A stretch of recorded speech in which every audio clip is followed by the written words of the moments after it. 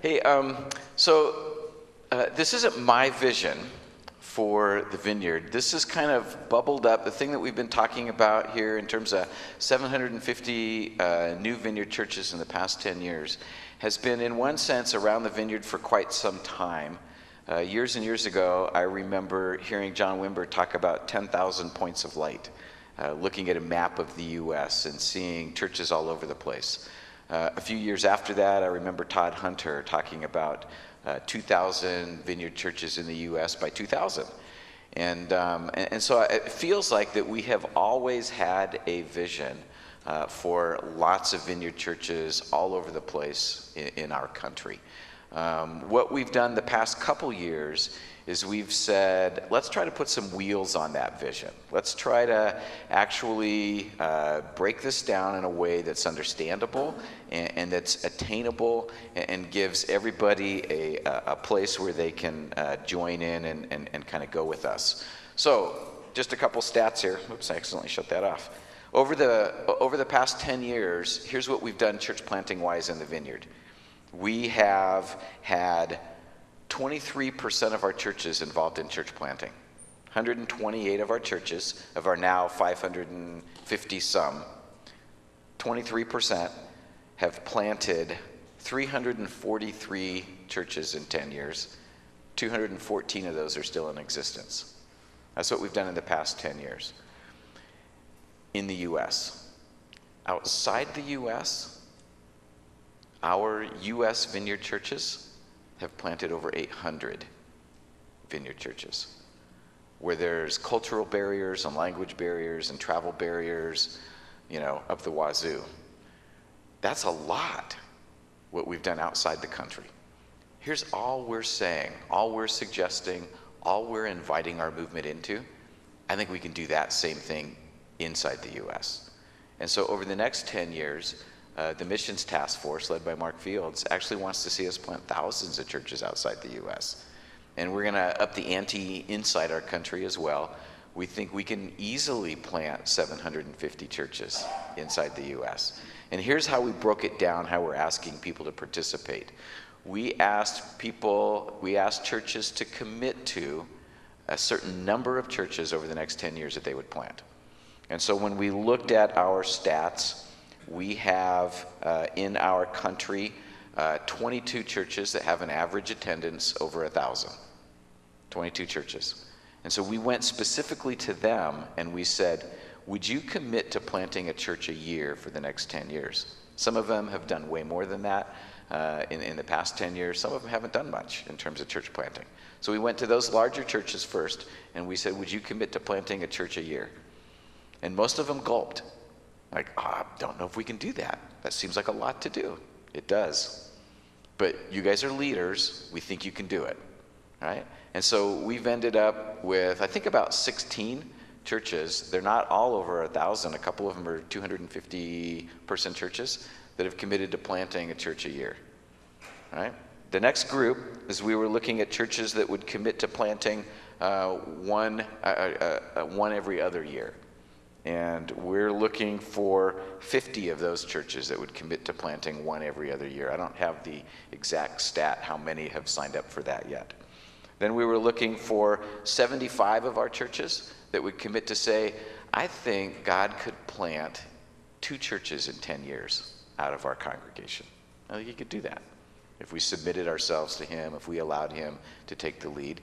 And then we were looking for 200 of our churches that would say, I will commit to planting 1 in the next 10 years. So if we just work with those numbers, very simple numbers, if we work with those, that gives us 340 of our churches planting 750 in 10 years. It takes our participation rate from the 28% that it is right now up to 61%. And we've got about just over half of those 750 churches committed to right now. We're beginning that in 2013, and we're going to try to go for 10 years with that and see what we can accomplish. And as a national team, here's what, I come from a presupposition that a national movement does not plant churches. that as a national movement, me as a national leader, I'm not planting churches. It's our churches that reproduce and plant. In the same way that the grandparents don't have the babies, it's the parents that have the babies. And what the grandparents can do, what the national organization can do, is help resource, help encourage, help create the culture where church planting is actually celebrated and leaned into.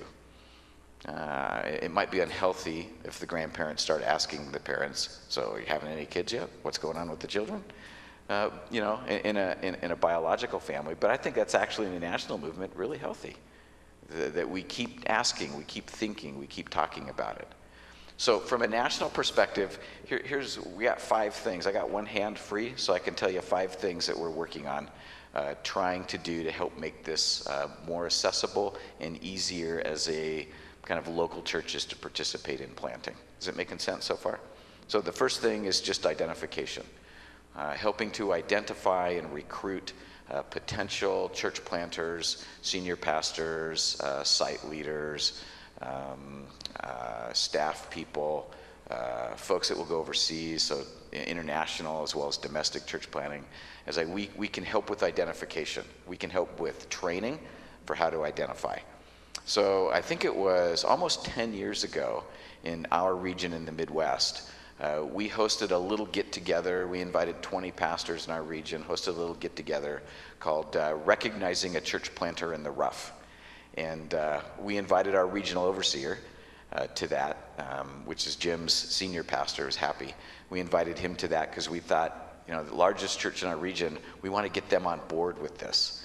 And then we had those 20 pastors, and then we invited, I think it was 5 or 6 or 7 young men and women, and then we sat those young men and women in front of Steve Nicholson for a whole day. And he just asked them questions, and then he told us what he saw and who he thought might be a good church planter. Well, Hap went back to his church and started planting a church every year. He said, I got people like that.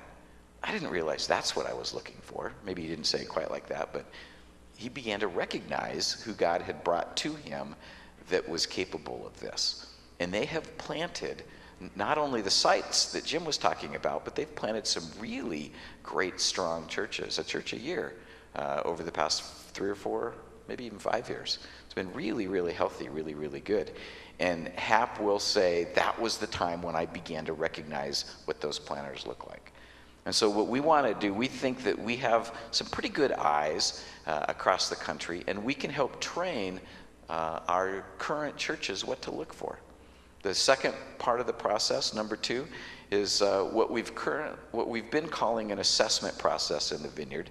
I'm going to change the name of that to a co-discernment process. We want to help our folks that are coming who are saying, I want to be involved in ministry. I think I might be a church planter. We want to enter into a co-discernment process with them. We want to help discern what God's calling them to do. We believe that it's an incredible gift whenever anybody comes to us and says, I think God's called me into ministry and I want to be in the Vineyard. That's just an incredible gift. We want to help them find the right spot for them. Some of those folks are called to be international church planters.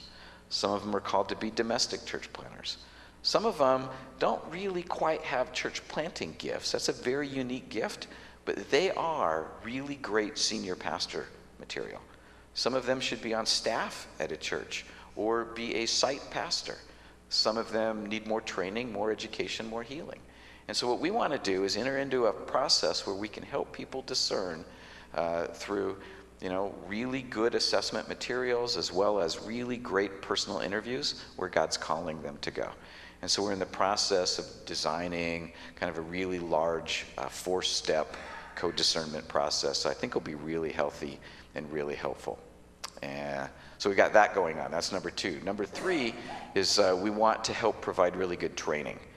And I think training happens at several levels at once. And so in one sense, training happens in the local church as we're leading small groups, as we're developing, as we're doing leadership. That's really good.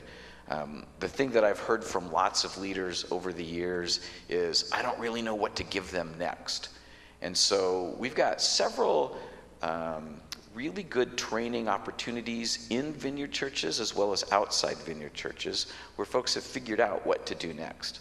We want to somehow package that stuff up and make it available so that any local church could take 1 or 2 or 3 of those things, or however many they want, and begin to institute those in their churches and use them as local-based training.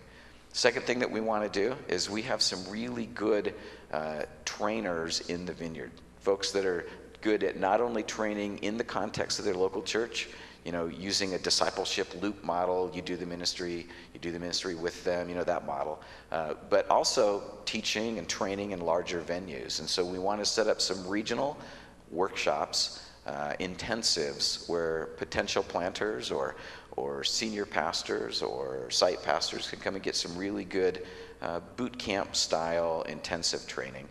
And then the third thing that we want to do is we want to develop a once a year kind of best of the best training of the Vineyard, a 6 or 7 day event that would happen once a year and have some of our best people come and offer training. So you'd have a whole day on preaching, with some of the different styles, but some of the best that we have to offer. A whole day on pastoral care, a whole day on evangelism or assimilation or integration into a church, a whole day on discipleship. What is a disciple and how do you make one? How do you know if you got one? How do you know if it worked? And so a really good national training program where it's locally based as well as regionally and nationally based. The fourth deal is coaching. Our coaching in the Vineyard, we did a survey a few years ago, a little survey monkey thing sent out to church planners who'd been sent out in the past 5 years. And I gave, it was just me doing this survey and interviewing pastors who had been sent out. And based on the responses I got, I gave our coaching a D-, which was, I think that's still a passing grade. Or at least it was for me in high school. I don't know about you guys. I was excited to get anything above, the bottom. But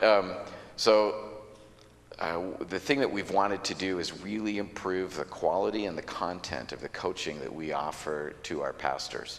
So I've begun recently meeting with Bob Logan, who helped really develop church planting and coaching stuff as far back as the early 80s. And he's got some really fantastic, great material.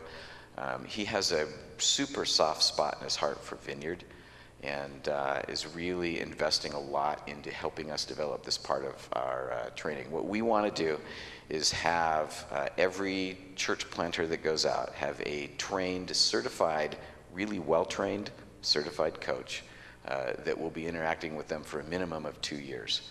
And then what we want to do is create a coaching plan beyond that. It won't come from the church planting group anymore. It'll come from another team in the Vineyard, but a really good coaching plan beyond that, so that any Vineyard pastor who wants coached can have a really good, trained, well-trained, certified coach for really as long as they want it.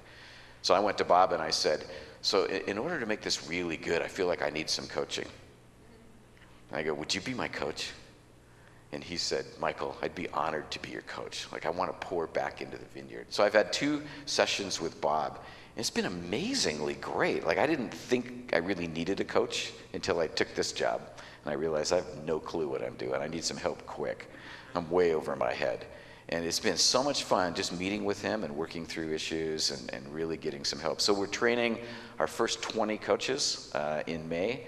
And then they're each going to take on 3 church planters. And actually we have 12 for church planting and 12 for missions. And so they'll each take on 3 each, and they'll be getting a coaching mentor, and then we'll be reproducing that as quickly as we can so that we can just help make sure that that gets reproduced throughout the Vineyard. I've got another guy who's working on another aspect of coaching, which is our coaching networks. I don't know how many of you have seen Nelson Searcy's coaching network stuff where they meet for 6 or 8 months and cover the systems of a church. Phil Chorlian, Vineyard pastor from New Jersey, is helping to develop that.